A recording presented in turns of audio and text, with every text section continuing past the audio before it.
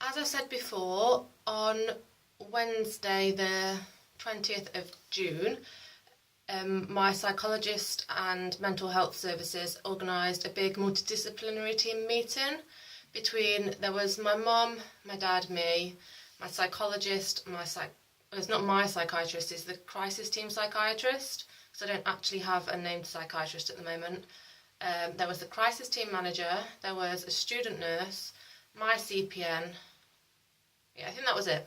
Anyway, walked into the room and I knew everybody apart from the crisis team manager and the student nurse, and I've been in like big meetings like that before, but even so it was still a little bit daunting just walking in and seeing all those people there.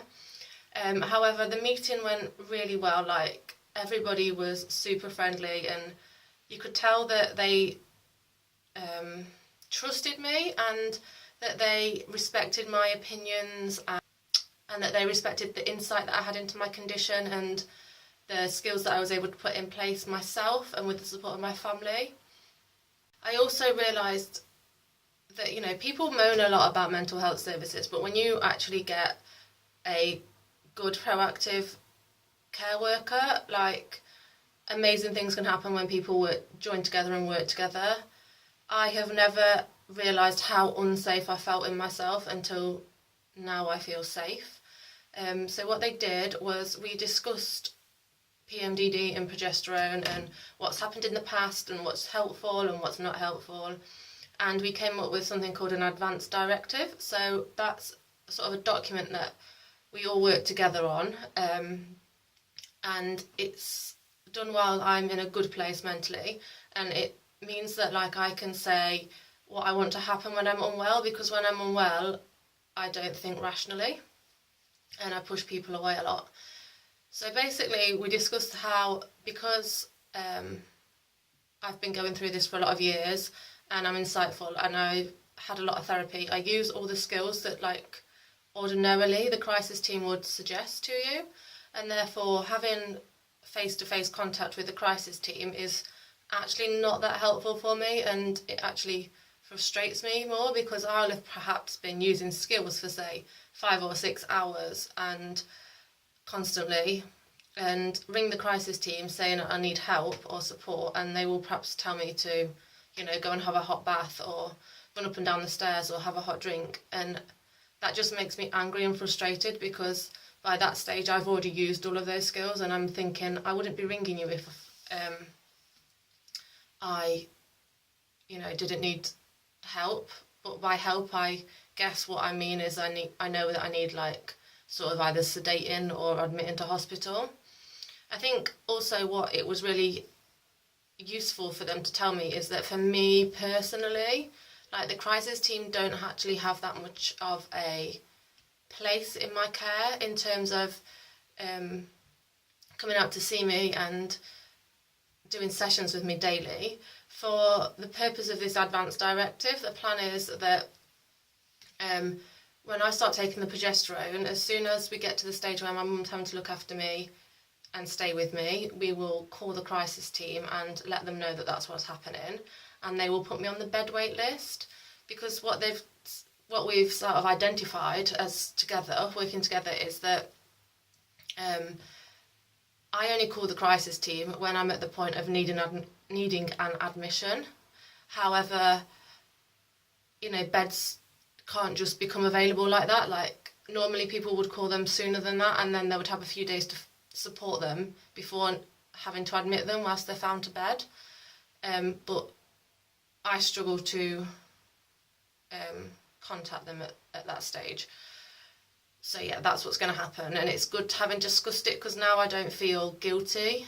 Well, I'm hoping that I won't feel guilty when I contact them to say that things are difficult, because everybody's singing from the same hymn sheet, as it were.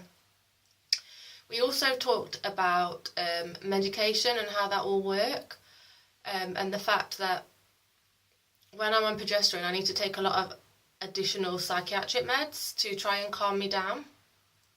So what I've got a set of emergency meds, and these are going to be stored in my mum and dad's safe at their house,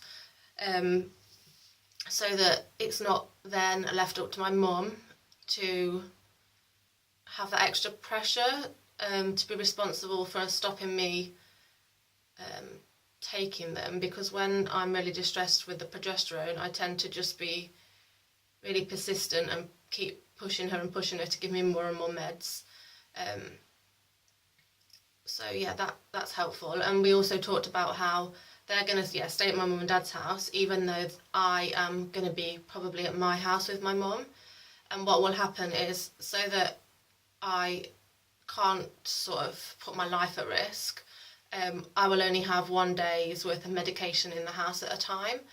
And therefore, if I do get hold of it and take all of it in one go, although it's not going to be very good for me, it is, like, I wouldn't say safe, but it would probably cause me, you know, to be completely zonked out and groggy and not very well, but it's not going to do any, like, long-lasting damage. So that's really reassuring to know. And therefore, what will happen is my mum will stay with me, and then every day my dad will visit and he will bring over a day's supply of medication.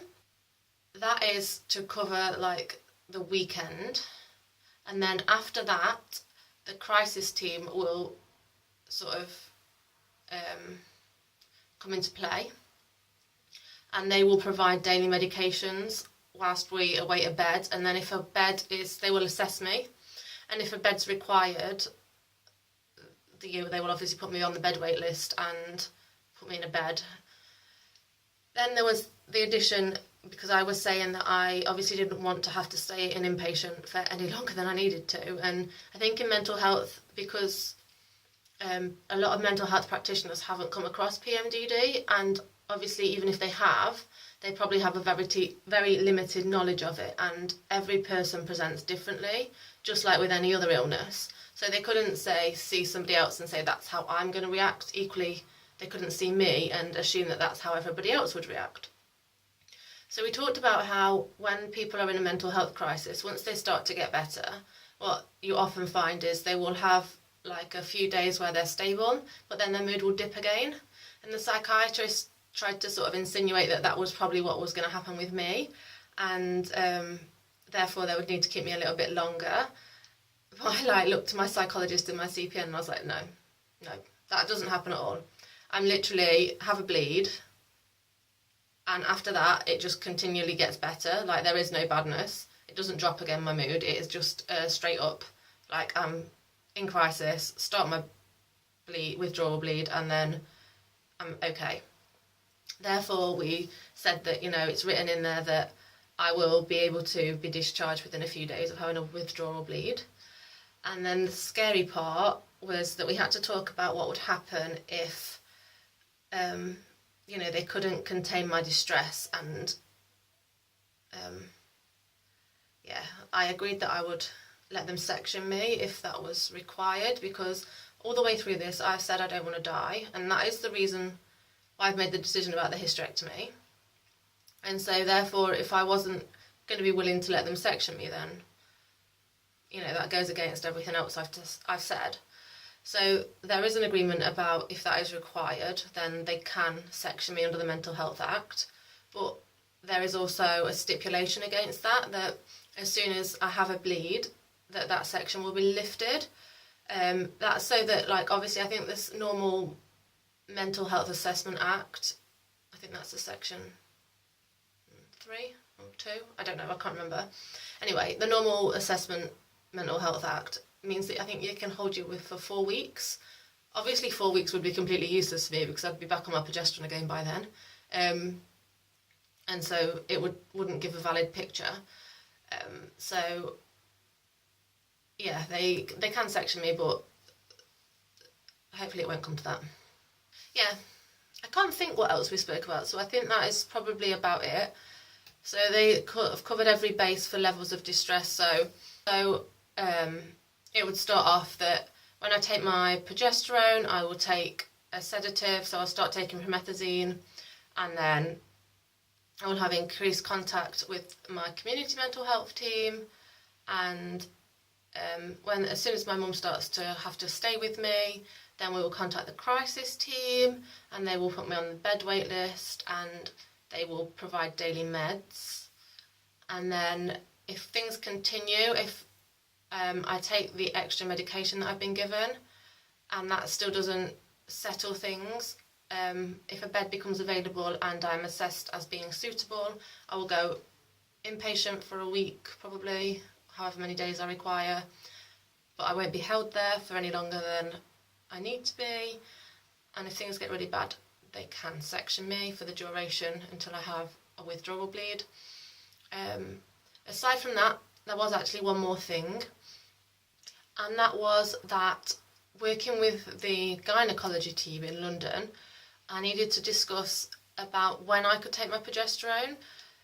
So it means that instead of, for example, taking it on the 1st of the month, and the 1st of the month maybe falling on a Thursday, so I would then take my progesterone Thursday night, Friday night, I would probably be in crisis by Saturday. And obviously there's no bed movement and there are no services readily available. There's crisis teams and things, but nobody like from my own community mental health team would be available. Therefore, we talked about discussing it with the gynecology team in London to come up with a plan that I could make sure that whenever I started my progesterone each month, I started it on a Saturday night. That gave me Saturday night and Sunday night to take the progesterone. I normally come into crisis like really badly after about 48 hours, which meant that the crisis would start on a Monday, and I would be able to access my own community mental health team and the crisis team a lot more readily. It also means that there's a lot more bed movement during the week, so I'd be more likely to be able to access a bed by the Friday. Yeah, so it's scary knowing that you need to have all that in place in order to take the medication that you need to take, but also it's reassuring to know that that plan is in place. Oh, one last thing, they also said that, you know, like, for example, I've got a nut allergy, so I carry an EpiPen with me all the time. This advanced directive of my PMDD and how it affects me and the care that I need to be put in place, I should carry that on me at all times as well. It's got the medication doses and what times I should take them and what other people need to do in a crisis to help me, because when I'm in a crisis I don't think rationally and I don't ask for the right support, or if I do ask for it, I ask for it far too late. Yeah, good appointment.